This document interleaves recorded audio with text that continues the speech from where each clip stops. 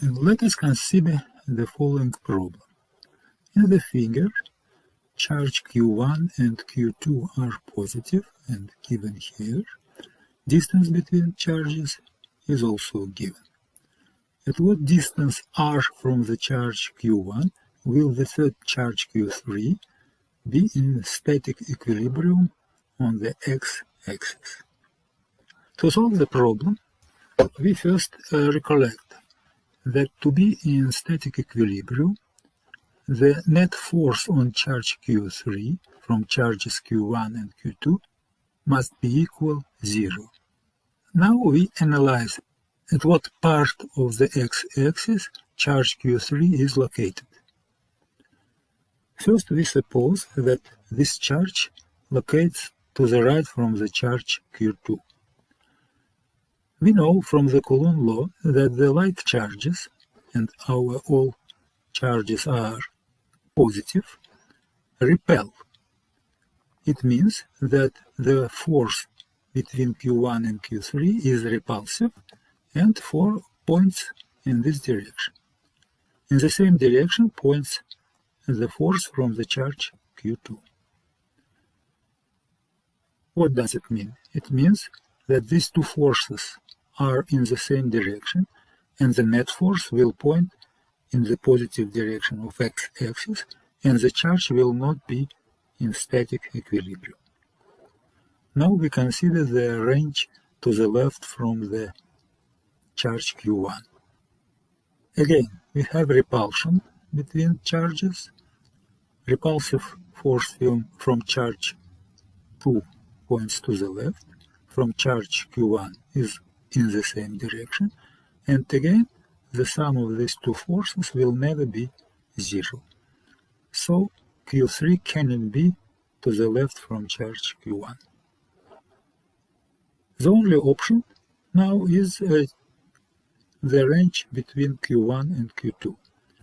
In this case, repulsive force from Q1 points to the right, from the charge Q2 points to the left, and we should find the position inside the range AB where these two forces are equal in magnitude.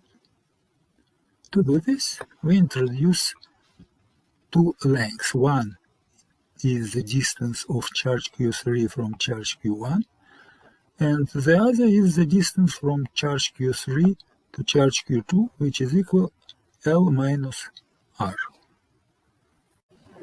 Now let's first calculate magnitudes of the force F31 and F32, and then equate them. According to Coulomb's law, the force F31 is given by the following equation, and the force F32 is given by the similar one. These two forces must be equal, and this provides the equation from which we can find R. We see that we can cancel K, we can cancel Q3, and we will get the more simple equation which doesn't contain K and Q3. To make this equation even more simple, we take square root from the right-hand side and from the left-hand side, and we get the equation in such form. From this equation, we can get the following one, which is a linear equation with respect to unknown quantity R. I will skip the simple algebra and provide the answer for R. This is the following. Now we can use the charges which are given and distance L, and plugging in this equation, these numbers, we will get for R the answer 1.4 centimeters. The problem is solved. Let us note that the answer doesn't depend on charge Q3, because this charge was cancelled during calculation. It means that if charge Q3 is negative, the answer will be exactly the same.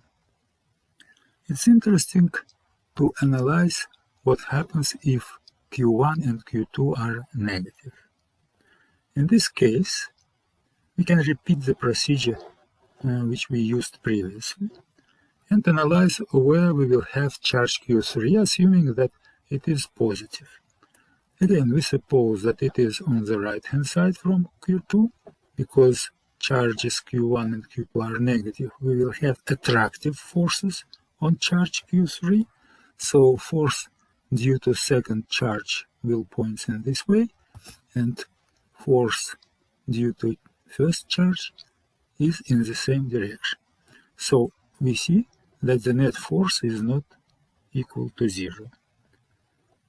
Analyzing the part of the x-axis to the left from Q1, we again see that the forces point in the same direction, in this case to the right, and net force is not equal to 0.